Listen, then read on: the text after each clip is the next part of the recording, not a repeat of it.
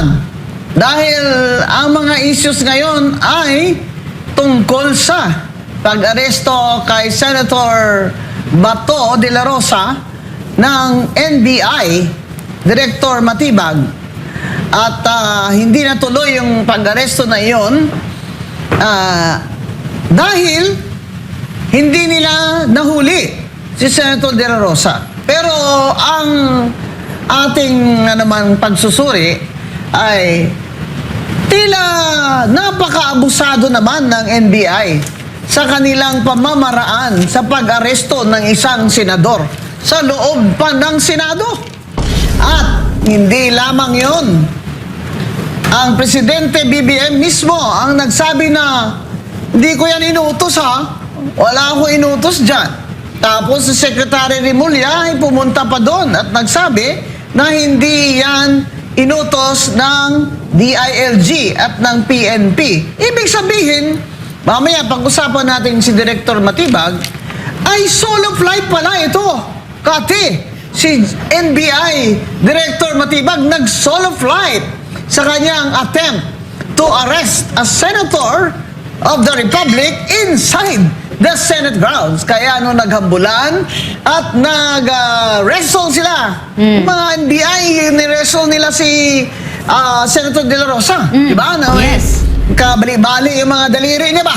Correct. Yung mga sugat-sugat siya. Dadapa pa. Oo, at dadapa pa. Buti na hindi tinamaan ang ulo. Baka ka tumubo ang buhok kung tinamaan ang ulo. Kaya, hindi lang yun. Hindi lang yun ang tanong, may ICC warrant ba talaga? Ngayon, itong Secretary of Justice, kailan lang sinabi niya na meron naman talaga daw na verified. O sige, sabihin na natin meron. Pero ang patakaran ba na ginawa ni NBI Director Matibag ay legal o illegal? At saan siya kumuha ng kanyang authority na i-serve niya yung warrant na yan sa loob ng Senado at sa isang sitting senator na nung araw na yon ay boboto sa reorganization ng Senate President. Aside from that, sinabi na ni BBM na hindi niya inutos ikaw talaga BBM kung minsan hindi na kita mag-gets. The best friend kita, hindi ko mabasa itong mga sinasabi mo. Sabi mo, hindi mo inutos. Bakit the next day, the next day, may mga NBI na naman doon na nagbabarina doon sa pader ng GSIS. Kasi ang Senate building, Senate office ay nagre-renta po sa GSIS building. So, may pagitan lang silang pader. Ang na-discover ngayon may nagbabarina. Sino nga Sergeant at Arms, Kati? Si General Mao. Mao Aplaza? Aplaska. Ito yung bagong hero ngayon si General Mao Aplaska. Siyempre na-discover nila na may nagbabarina mula doon sa kabilang side ng GSIS building. At saka Mother, let me remind everyone, let me clarify, no? Yung Senate at saka yung GSIS, isang building lang yun. Yes, correct. Door lang ang pagitan. At pader. Pader. Exactly. Pader pala, pader. At saka yung door na yun yung binabarina. Yes. Oo. Kaya si Sergeant at Arms, retired General Aplaska, ay nag-warning shot. Kaya sinabi niya, nakita ko.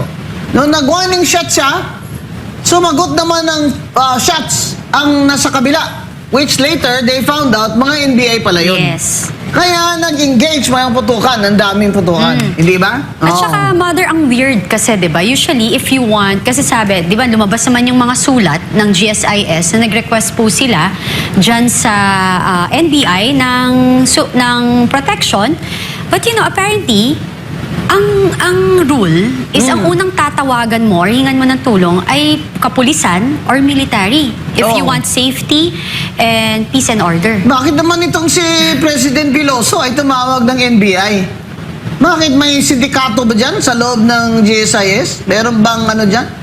drugs trafficking, money laundering, napaka hinala yung letter na yon na nilabas pagkatapos na, no, as an afterthought. Kaya susuriin natin yan uli after our guest explains to us whether or not that ICC warrant that NBI Director Matipag attempted to serve to arrest Senator Bato de la Rosa Via Trillanes. Baya Trillanes? Ano bang Baya Trillanes? Ano ba yung si Sheriff Trillanes ay valid ba yun? Ano ang mga rules at ano ang articles sa Rome Statute na dapat maging guideline o batayan niyan pag may warrant ang ICC na pinapaserve at papahuli yung isang akusado. So, we have with us a very, very distinguished guest. Of course, she can only do it through Viber because she cannot come to the station. And she has a Master of Laws from the University of Hong Kong. She also has a PhD in Public International Law. And please welcome Dr. Attorney Melissa Loha. Doctor, hello. Good morning. Yes, we can hear you, Dr. Loha. Please go ahead. Thank you. So the question before the audience today is whether the NBI has an authority to execute the ICC warrant. And we don't need to assume that there is an ICC warrant because it has already been unsealed, therefore it's already published in the website of the ICC. Now, it's not the warrant itself that we will be questioning because obviously we do not have the authority to question the ICC warrant itself, but rather the acts of the NBI in executing the warrant. Now, the NBI is citing 3 bases, and we will need to go through each of them. One is the Constitution, of course. Second is the Rome Statute, and finally, RA 9851. And these are also the same sources being cited by various commentaries. Are you able to hear me? Yes, I can hear you. The RA 9851 was passed during the term of 2009. President GMA. But the issue, the primary issue being asked by the public is whether or not an ICC warrant can be enforced in the Philippines without going through the domestic courts. Right. So let me just go through each of the sources being relied upon by the NBI. Of course, when it comes to the Constitution, it's very clear that only a local court can issue a warrant to deprive a person of his personal liberty. And therefore, the Constitution itself cannot be the basis of the authority of the NBI to execute a foreign warrant. Second would be the Rome Statute. Now, under the Rome Statute, Article 59 is very specific. It says that if there is an ICC warrant executed in a jurisdiction such as, for instance, the Philippines, then the first step would be for the arresting officer to bring the accused to a competent judicial authority. And the wording of Article 59 is very specific. Competent judicial authority, not executive authority like the DOJ, as what happened with President Duterte. So in this case, the competent judicial authority would be a regional trial court. Right. Now, the purpose of presenting the accused to a competent judicial authority is to enforce a very important right recognized by the Rome Statute itself, and which is the right to apply for interim release. Interim release. Yeah, before surrender. So that is a right recognized by the Rome Statute. And so if the NBI draws its authority from the Rome Statute, then it has to also recognize that right of the accused or arrested person to seek interim release. Now, it will not cherry pick, meaning the NBI cannot just choose certain provisions that would favor its authority and ignore all the rest. Everything has to be taken into account. Now, Right. why does the NBI insist that it does not need to go to a court? And this is also the same line of reasoning of certain deans of law schools and certain commentators before the Philippine media. The reason is that they rely on 9851, in particular the second paragraph of Section 17, which provides, and you're correct, it's a 2009 law preceding the 2011 ratification of the Rome Statute. Now, 9851, Section 17, Paragraph 2, first sentence provides that Philippine authorities may dispense with the investigation or prosecution of persons arrested for such crimes as war crimes, crimes against humanity, and so on, and bring or transfer that person or surrender that person to a foreign court or an international tribunal. So that is the particular provision which NBI and all the rest are relying on to justify a direct surrender of, let us say, Senator Bato or the president, former president, to the ICC. Now, can these provisions, 59 and 17 of the local law, be reconciled? Now, before we talk about the reconciliation of 59 and 17, we need to go first to 18 of 9851, which provides that a person arrested under 9851, crimes against humanity, etc., will have to be brought to the exclusive, so very specific, the term exclusive, and original jurisdiction of the ITC. So currently, if you look at the three provisions, 59, 17, 18, it's a mix-up. How do we reconcile that? So the first rule of thumb naman talaga when it comes to criminal law is that the rights of the accused is paramount. Of course. Walang derogation unless there's a clear provision of the law. And under our Constitution, and here the Bill of Rights operates, dapat talaga ang arrest niya is by a Philippine judge. So that's the general rule. Kung meron mga exceptions, dapat very clear. And that particular rule is reinforced by 59, which says na bring him to a local judicial authority and allow him interim release and so on. Now, what is wrong with 17? Why was that adopted? And I asked, I think, your staff to post the original version of 17, and if that's possible for the public to see.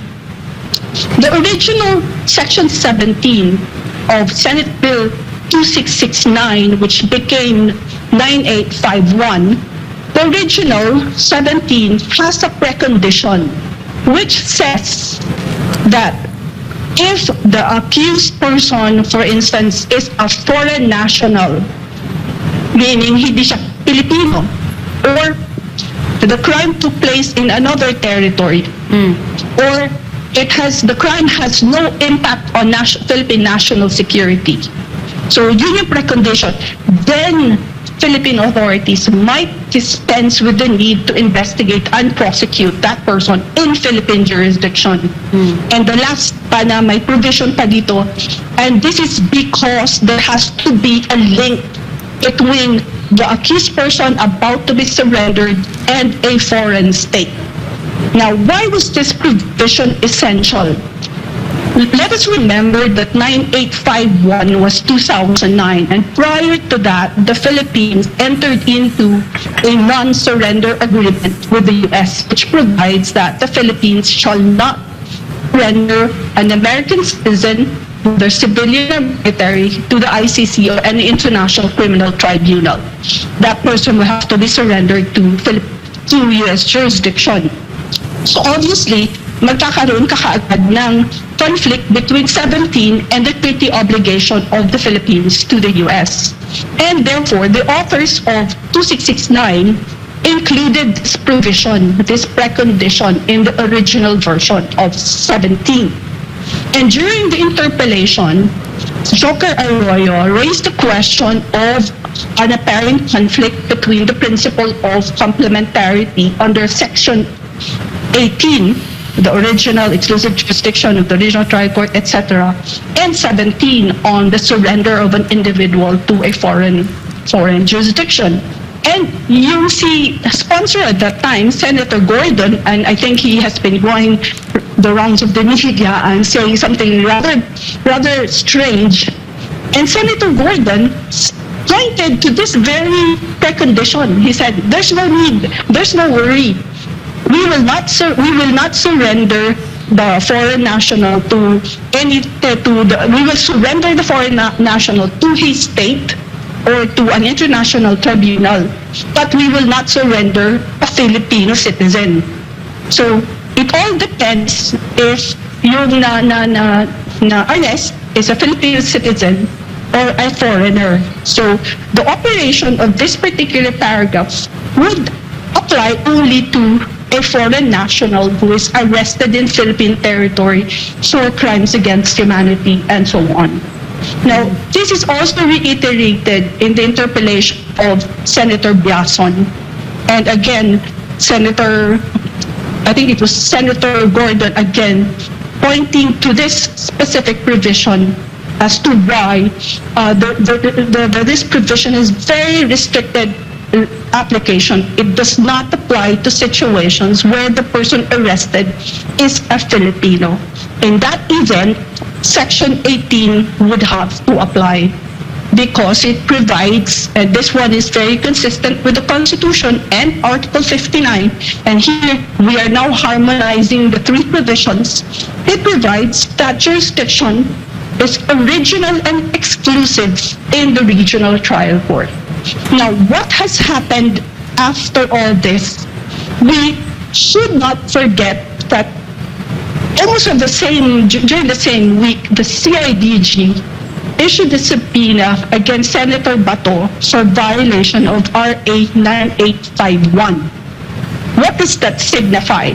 Of course, the following day, nag-withdraw daw ang CIDG, but then again, parang revive na naman nila. What does that signify? It signifies the operability of what is known as the principle of complementarity under international criminal law, which says that the ICC's jurisdiction is only after or complementary or even just secondary because it is the local court first which must exercise jurisdiction. And it is only when the local authorities are unable or unwilling to investigate or prosecute that the ICC will step in. So the initiation of an investigation against Senator Bato already immediately and automatically strips the ICC of jurisdiction to the point that it must now withdraw a warrant if, for instance, the counsels of Senator Bato will apply for that particular order, or eventually it will have to rule on a non-admissibility of the case against Senator Bato because of the principle of complementarity. Now, Dr. Loha, just to go to specifics so that our listeners here will understand this better. Ano po ang ginamit ni NBI Matibag na basihan sa kanyang pag-serve ng ICC warrant? Yun po ba ang Rome Statute o yung RA 9851? That is unclear. As far as the CIDG is concerned, 9851 talaga ang in-invoke nila sa Yes. subpoena. With respect to the NBI, as far as I can tell from the media interviews, it's the Rome Statute. Now, what does that mean? we already withdrew from the Rome Statute, which means that the Rome Statute has no application on Philippine territory, which is why even ICC investigators cannot enter Philippine territory using their diplomatic passports. They cannot invoke diplomatic immunity anymore. So ordinary na lang sila. They can enter if you have a visa and so on. You have no diplomatic immunity. Even, I think it was it was Duterte who said, if you set foot in Philippine territory, I'll have you arrested. And Yes, that's yes. how the extreme exercise of sovereignty vis-a-vis Yeah. the Rome Statute. So wala nang application yung Rome Statute sa territory. Now, what does it mean that the ICC appeals tribe chamber still ruled that it has jurisdiction?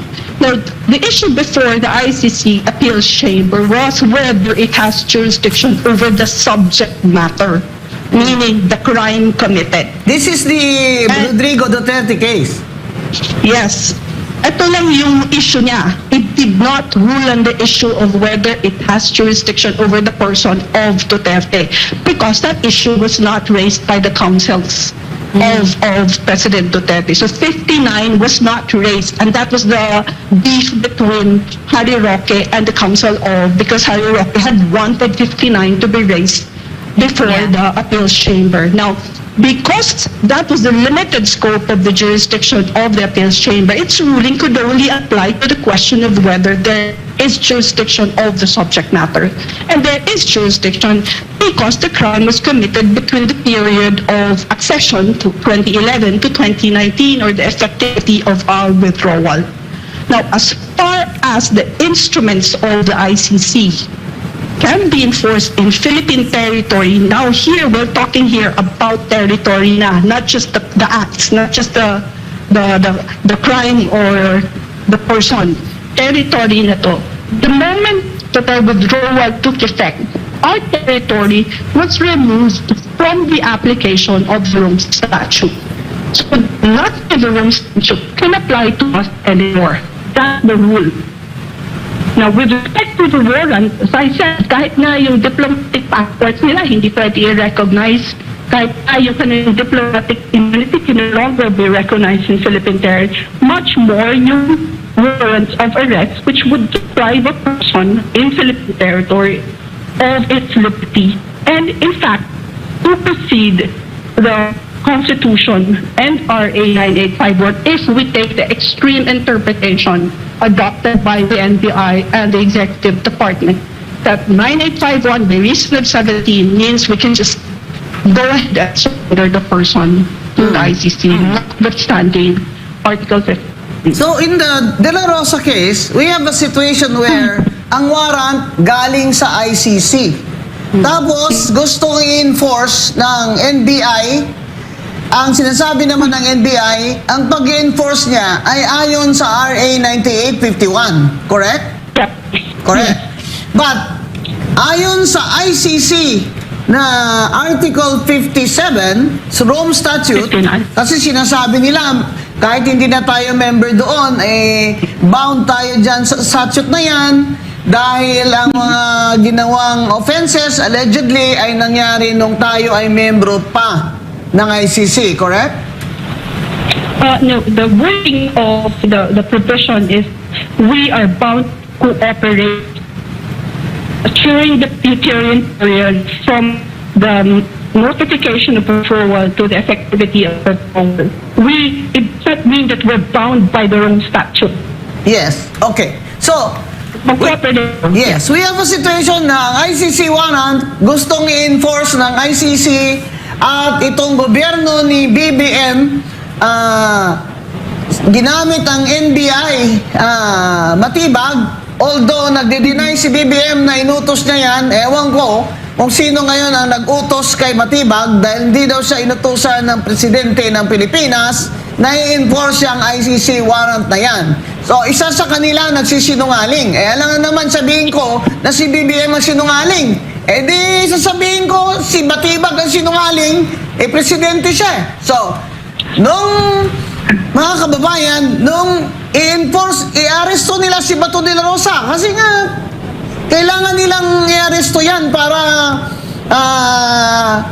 may nagutos di ba?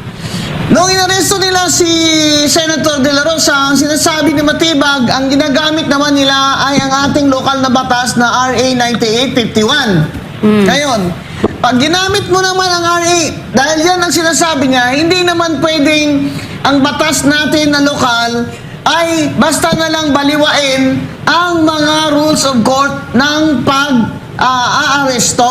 In fact, ginawa nila yan kay former Senator Rodrigo Duterte na hiningan ni PRRD ng by whose authority, si Torres, sinabi niya may authority, sabi niya, where's the warrant? Sabi niya, nag-vague siya because he really had no warrant in his hands. Alright? So, ang sinasabi ni Dr. Loha na dapat pag-aresto, sinasabi natin, kung valid nga yung ICC warrant na yan, dapat kung arestuhin siya ng mga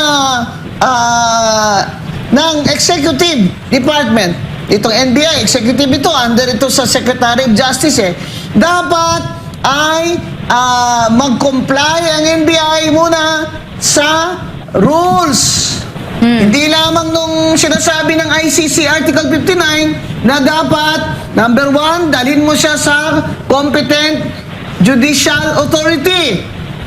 O court yan, hindi pwedeng SOJ dyan Ito mga SOJ na nagsabi sa hearing ni Senator Amy Marcos na they function na sa court, ang tanga-tanga mo. Alam mo, ang buti na lang hindi kita estudyante. Tanga mo Anyway, huwag na galitin ng lola. Ang pangalawa, ibig sabihin, dalhin mo siya sa court, NBI Director Matibag, dahil number 1, sasabihin ng court, nasaan ang warrant ng ICC? Number 2, ito ba talaga ang pangalan ni Ronald Bato de la Rosa? Baka kapangalan lang ito. Hindi ba? Yan. Number 3, ginawa mo ba? Nag-comply ka ba sa lahat ng Bill of Rights sa pag-aresto? Did you tell him his Miranda rights? Did you ganito? Yan. Ang ginawa nila, hinabol nila ng hinabol, no crime was being committed. At the time, nagpo-pursuit sila kung sa criminal law pa sa Pilipinas. Ginawa nila hot pursuit sila. Yeah. Diba? Hindi naman kailangan i-hot pursuit mo yun kasi senador yun Diba? Ang tanong ng court sa inyo, ginawa nyo ba? Kinomply nyo ba? Lahat ng karapatan na akusado according to the Bill of Rights. Yan ang 3 requirements na sinasabi nga doon sa Article 57 ng Rome Statute. Aside from Republic Act 9851 na basic naman na pag yan ang gagamitin mo naman pang aresto, syempre naman, you follow the rules of court. Dalhin mo rin siya sa competent court. The RTC as original jurisdiction, sinasabi ni Dr. Loha, di ba? At doon na sa RTC, again, the 3 requirements, di ba? ICC warrant ba ito? Verified ba ito? Si Bato de la Rosa nga ba ito?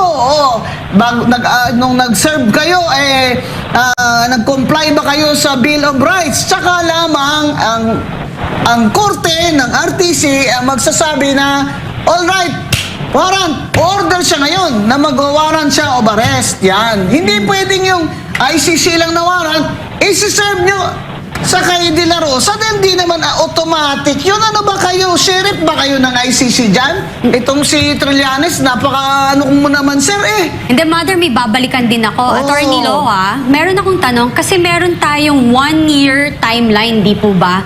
Nung umalis tayo ng 2018, sa ICC, nag-took effect po ito ng March 17 ata rin ng 2019, no? Pero wala hong kasong ginawa or sinampa. So, ano ho yung ano doon? Kasi 2021 pa lang po Dr. Melissa Loha. Opo. Ano po yung kalagayan ng ganong sitwasyon? Kasi umalis tayo ng 2018 sa ICC, tas nag-took effect po ng 2019. Tas may 1-year rule. Ano po, paano ho ba yung ma-explain? Ano ba yung 1-year rule na yan, Dr. Loha?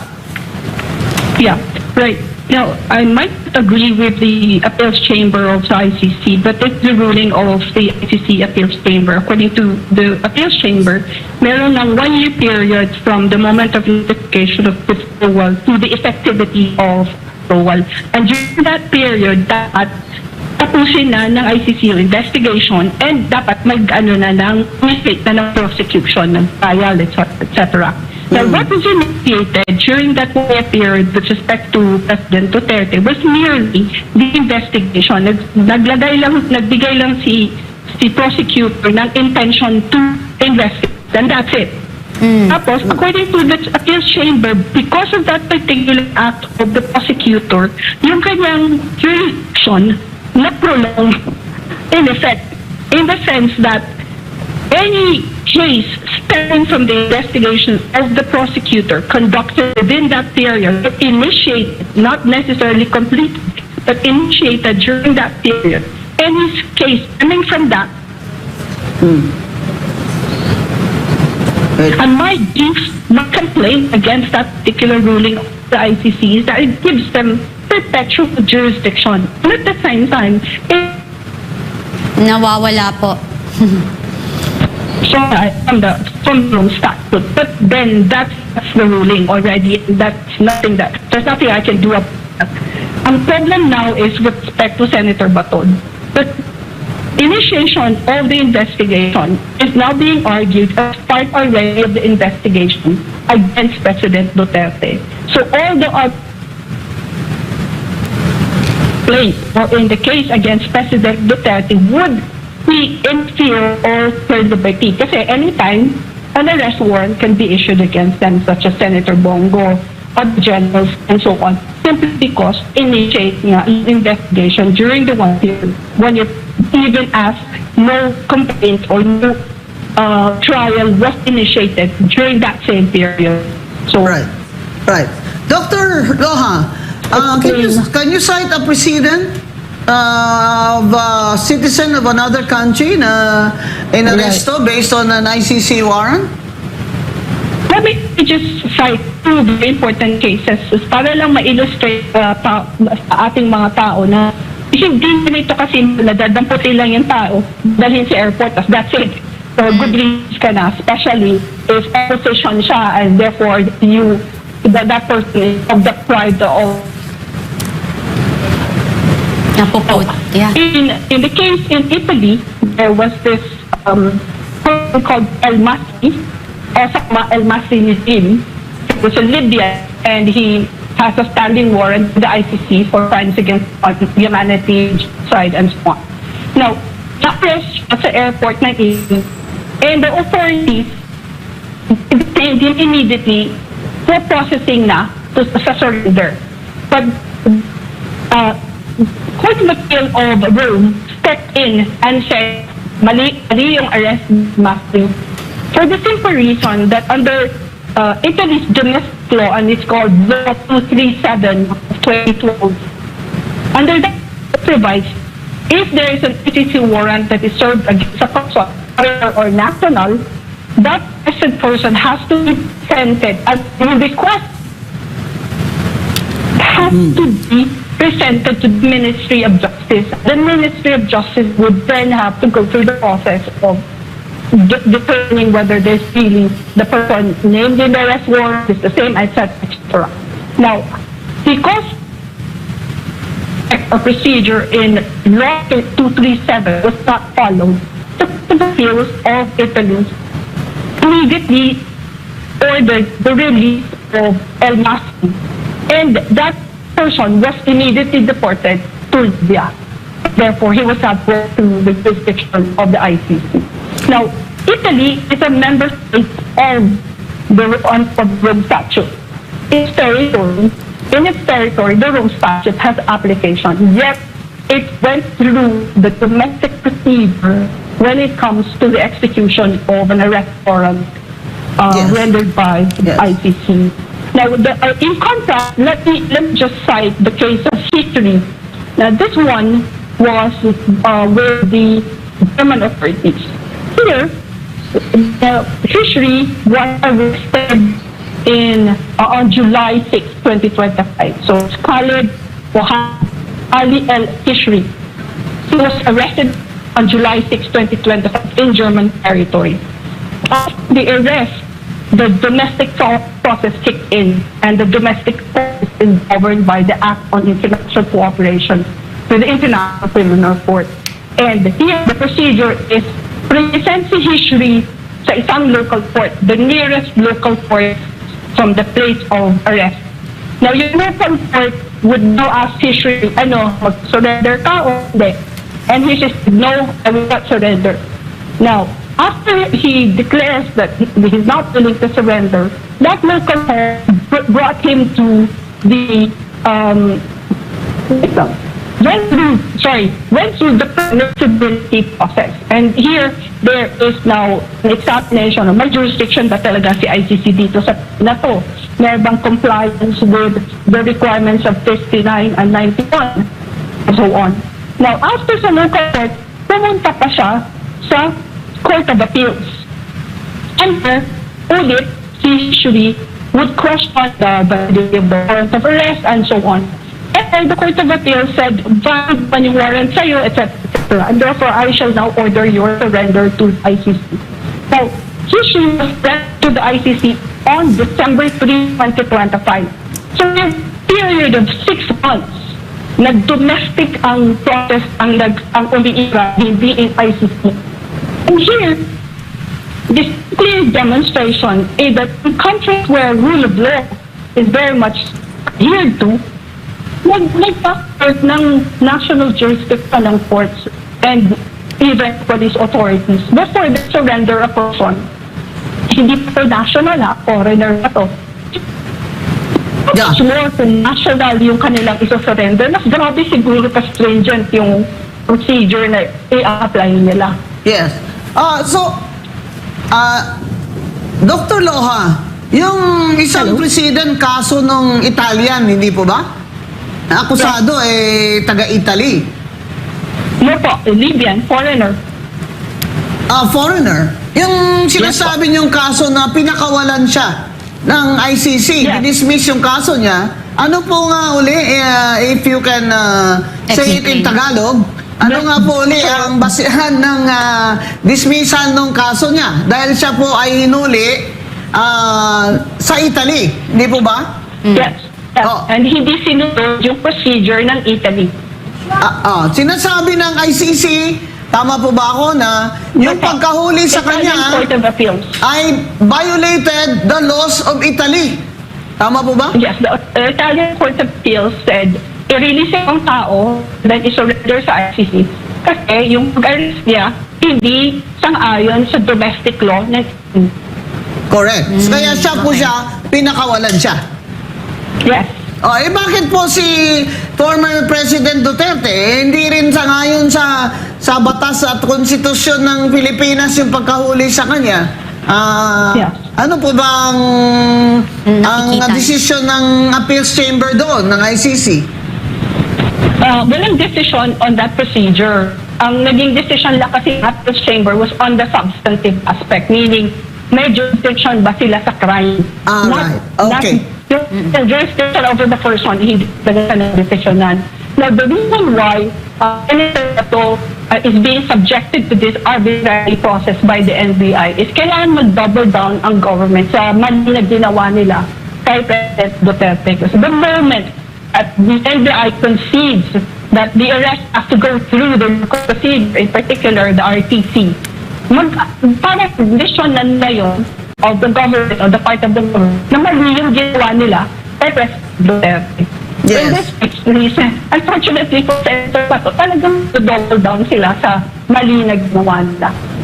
So, ang, Ang NBI. ang sinasabi po ni Dr. Loha, kaya sa appeals chamber ng ICC ay natalo si former President Duterte dahil ang issue lang po doon ay may jurisdiction ba ang ICC sa subject matter of the crime. Ang sinasabi nung those acts were committed at the time na member pa tayo ng ICC. Tama po ba, Dr. Loha?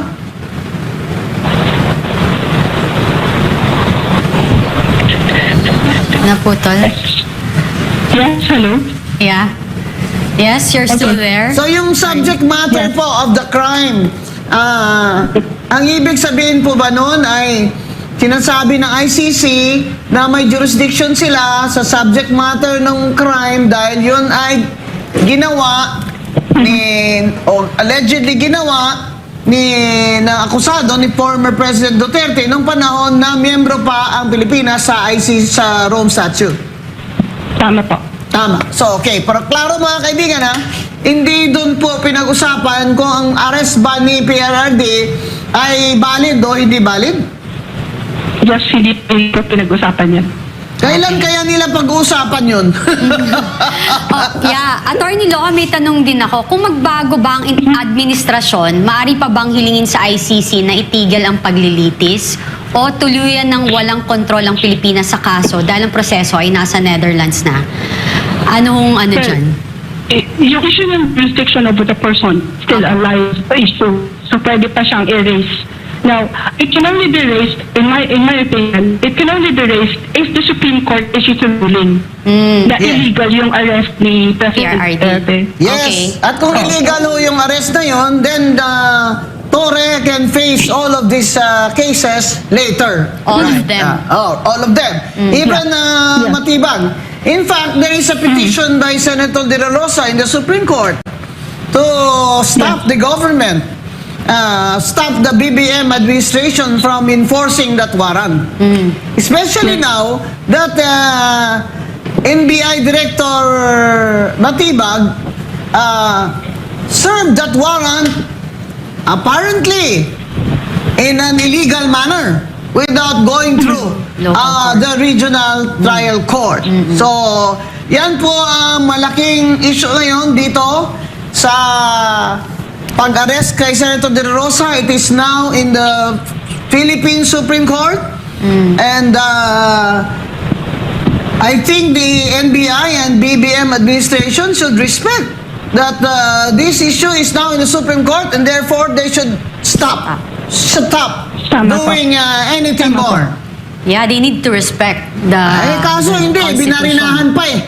The following day, nagbarina pa ng pinto galing sa GSIS eh. Talagang kasabwat na si Chairman Biloso dito eh. Sa tingin ko eh. Kasabwat ka na eh. Kasi sinabi na ni BBM na hindi ko inutos yan. Tapos naghingi ka ng NBI para buksan lang yung pinto mo na nakakonect sa Senado. Ganun na pala ngayon, Kati. Pag nakastuck yung door ko dun sa condo ko, tatawag ako NBI.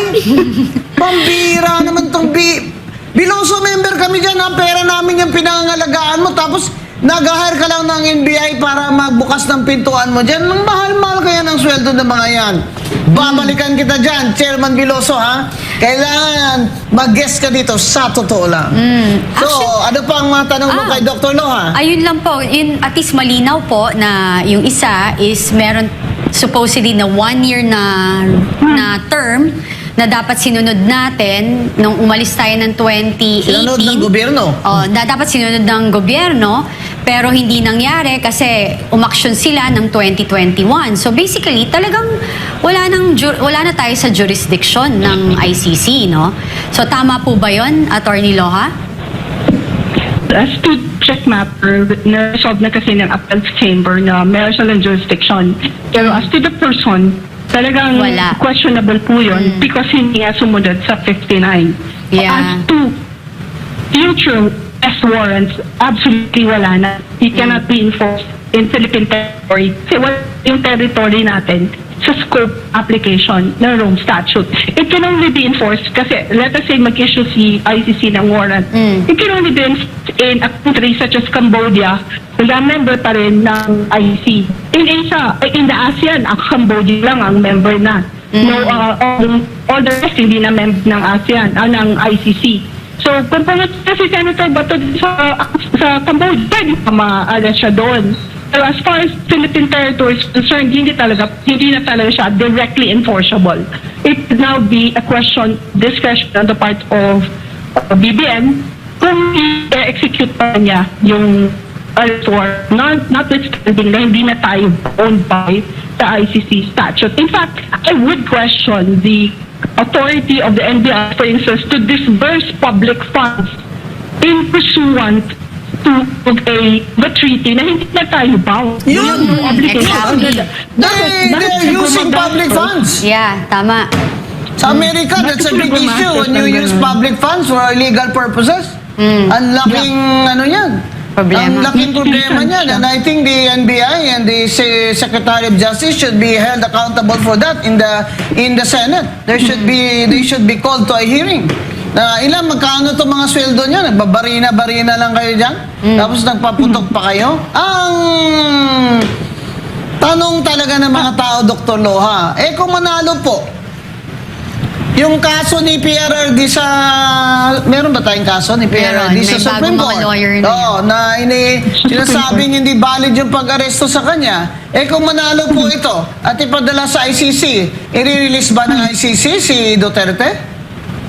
I Sa think there will opinion have nyo? to be a question raised by the council citing the Supreme Court decision for the release of President Duterte on the ground alang jurisdiction over the person kasi hindi hindi naggawa yung 59 provision.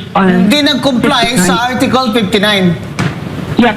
Yan po ba? Yes. Yan. Yan. So, Yes po. klaro mga kaibigan ha, mga kababayan at mga ka-NBI. Klaro ha? Pag nanalo si PRRD sa decision sa Supreme Court, gagamitin nyo ng mga abogado niya in a motion na i-release siya dahil valid ang pag-aresto sa kanya. Hindi naman ho ang ICC yung kumbaga ay ano ba yan sila? Hindi man sila United Nations di ba? Hindi. By agreement ka lang dyan nagsumama ka sa treaty di ba? Ang Pilipinas. Hindi naman yung parang kukunin mo na lang kami dito? Ini-imagine ko tuloy, parang may alien spaceship ba? Dumating dito, meron silang warrant. Kahit sino na lang, kunin niya, yan si Kwan, si Kati Binag, may warrant kami dyan. Oo. Ikaw ba si Kati Binag? Opo, akyat ka na dun. Pasok ka sa spaceship. Dali ka dun sa dahig. Ganon lang ba yun? Hindi ba kahit ordinaryong tao, at NBI matibag, napakalakas nitong Lakas ng dating loob. ni NBI matibag. Yan pala, ang asawa pala nito, congresswoman. Kaya pala ang lakas ng loob. Hindi ba yan tao din yan ni Duterte noon, Kati? Yes. Yan, di ba ano yan? Ano ba posisyon nito matibag noon? Hindi ko matandaan Si Matibag talagang hindi matitibag no? Pero dito sa kaso ni Bato de la Rosa, Nagkamali may siya. tama siya dito ha? At saka BBM. BBM, papayag ka ba dyan na wala ka ng kontrol? Wala ka ng kontrol ngayon sa bayan mo? Wala kang kontrol sa law enforcement? Sinabi mo sa amin, hindi mo inutos yan? Tapos si Matibag, banat lang ng banat doon sa Senado, nagbabarina pa the next day. Papayag ka ba, BBM, na si Matibag lang, he will make you look like a fool? Kung ako sa'yo, isuspend ko na yan agad.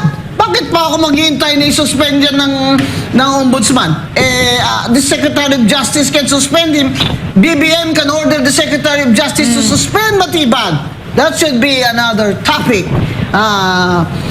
Mga kababayan. Kaya, ito, kinaklaro lang natin, ha? Ang sinabi ni Dr. Loha, who was a PhD in international law, na ang ICC warrant ay hindi automatic. Na agad ibigay mo yan sa pulis.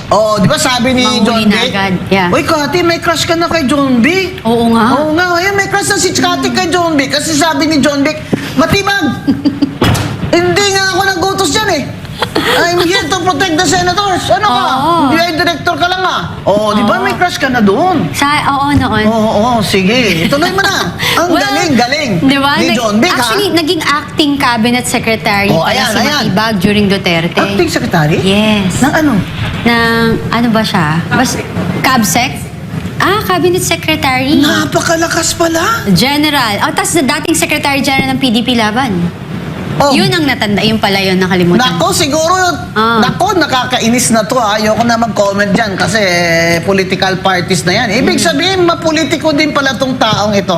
Lalo na pag-asawa niya ay congresswoman pala. Pero gusto ko ma-mother yung ginawa ni John Wick. Ano? Hindi siya nagpabudol kay Trililing. Hindi siya nagpabudol, no? Oh, hindi. Damay-damay siya dito, di ba? Oo, ano sabi niya? Sabi niya na walang arrest warrant, Oo. walang nakarating sa kanila, kaya nandun lang siya to protect the Senate, the senators, and hindi mga tao sa Senate. Yan. Diba? O, diba? John Vic, May pogi points ka. inaangkin na kita ngayon na taga-UP ka nga. Power to the people. Protect the people. Besides, hindi ka na naman tatakbong presidente. Hindi mo na Yeah. kailangan yung mga ganyan. Mananalo ka naman dyan sa Cavite kung boboto sila sa'yo, di ba? Mananalo ka dyan sa Cavite. Tagal-tagal. Hindi mo na sila kailangan yung mga BBM na yan at mga matibag na yan. We are just praising John Vic Remulla here for doing the right thing according to the Constitution and the laws of the land, at hindi po siya push, hindi po siya push over. Yeah. Dito sa kay Matibag at kay Trillanes. Pasalamat tayo. Dr. Melissa Loha, maraming salamat din ho sa inyong oras at nilinaw niyo po at para rin naman hindi magmukhang kami lang po ay nagmamagaling dito at ikaw po ay isang may PhD sa Public International Law sa University of Hong Kong. Yun. At saka, ang tagal natin bago na rinig itong si Dr. Loha. Kaya pasalamat tayo na pinaunlakan niya ang ating imbitasyon kahit nasa malayo po siyang lugar. Ngayon ay lalakas na ang loob ni Senator Bato de la Rosa kung nasaan ka man. Ayan. Senator Bato de la Rosa. Natawa si Dr. Loha. Inihikayat ka ng minority, lalo na ni Senator Risa Ontiveros, na sumurrender ka na. Abay, Kate, kung ako din, kahit di ako abogado, ba't naman ako susurrender Sinabi pala ni BBM, hindi siya nagutos diba? Plus the fact, I just don't like, yung naratibo ng iba na fugitive siya. Oo. Hindi po siya fugitive. Hindi siya fugitive. Kasi Hindi wala pa, naman hindi naman tama yung ginawa doon. Hindi po siya na-aresto. Hindi po, wala pong court na nag-issue ng warrant sa kanya. Fugitive ka po kung may issue sa'yo ng warrant ang RTC. Okay? Yeah. So, baka naman someday, pwede nating makausap si Senator De La Rosa or kahit mag-hi hello man lang. In the meantime, we want to thank profusely Dr. Melissa Loha, who has a PhD in Public International Law from the University of Hong Kong, for joining us today, and we hope she can join us again when this case of Senator De La Rosa has some updates. Thank you, Dr. Melissa Loha. Thank you very so much. much. Maraming salamat po. Yeah, thanks for having me. Bye. Sa ulitin.